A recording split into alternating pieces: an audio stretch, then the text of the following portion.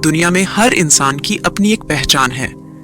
खोजने पर आए तो पता लगाया जा सकता है कि कौन व्यक्ति कहाँ पैदा हुआ था, कहाँ पला बढ़ा और उसके परिवार में कौन कौन है। लेकिन अमेरिका के डलास की रहने वाली लॉरी एरिका रफ की कहानी आम लोगों से अलग थी। हेलो, नमस्कार YouTube परिवार, हमारे चैनल में आपका पुनः स्वागत है। आज हमारे पास आपके लिए सचमुच कुछ खास है। हम अज्ञात की गहराई में गोता लगा रहे हैं, एक रहस्यमय कहानी की खोज कर रहे हैं। लॉरी एरिका रफश की कहानी जिसने कई लोगों का मन मोह लिया है। उतार चढ़ाव, मोड़ और अस्पष्टीकृत घटनाओं से भरी यात्रा में हमारे साथ शामिल होने के लिए तैयार हो जाइए। लॉरी कैनेडी ने ब्लैक रफ से शादी की तथा दोनों डलास में बस गए।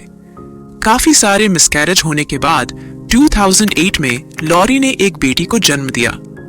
सब कुछ ठीक चल रहा था कि लॉरी की जिंदगी में अचानक एक तूफान आ गया।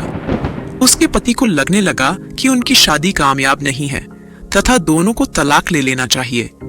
ये सदमा लॉरी बर्दाश्त ना कर सकी और उसने 2010 में आत्महत्या कर ली।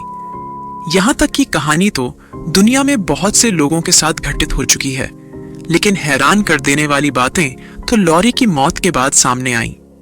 उसकी मृत्यु के बाद जब उसके सामान की तलाशी ली गई तो उसकी अलमारी से कई ऐसे कागजात निकले जिसने उसके पति और पुलिस को हैरानी में डाल दिया। दरअसल मृत्यु के समय लॉरी की उम्र 42 साल थी, लेकिन कागजात के हिसाब से 1988 से पहले लॉरी कैनेडी नाम की कोई महिला थी ही नहीं। उसके पास से कुछ दस्तावेज बरामद हुए जिन पर उसका नाम बैकी सुई टर्नर दर्ज था। बात यहीं खत्म नहीं होती। लोग हैरान तो तब रह गए जब रिकॉर्ड्स से पता चला कि उन दस्तावेजों पर जिस बैकी की जानकारी दर्ज थी वो 1-2 साल की बच्ची थी जो 1971 में घर में लगी आग में जलकर मर चुकी थी। अगर बैकी मर चुकी थी, फिर लॉरी कौन थी, कहां से आई थी? इन सवालों का जवाब किसी के पास नहीं था। 2016 तक लॉरी केस पुलिस की फाइलों में एक रहस्यमयी केस बनकर पड़ी रही, लेकिन इसी साल लॉरी के रहस्य से पर्दा उठ गया।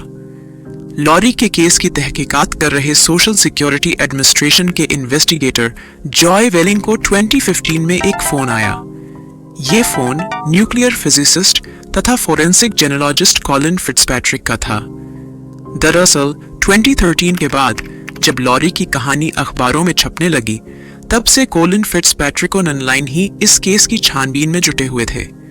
कॉलिन ने पुलिस को बताया कि उन्होंने लॉरी के डीएनए से उसकी फैमिली हिस्ट्री निकाल ली है जो फिलाडेल्फिया में रहती है।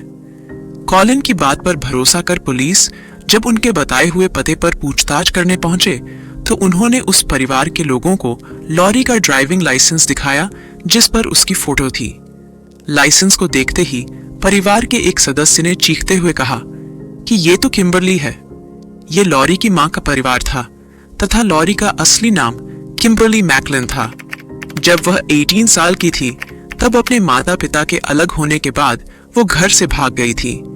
इसके बाद उसने अपनी पहचान छुपाने के लिए मरे हुए लोगों की पहचान अपनाई।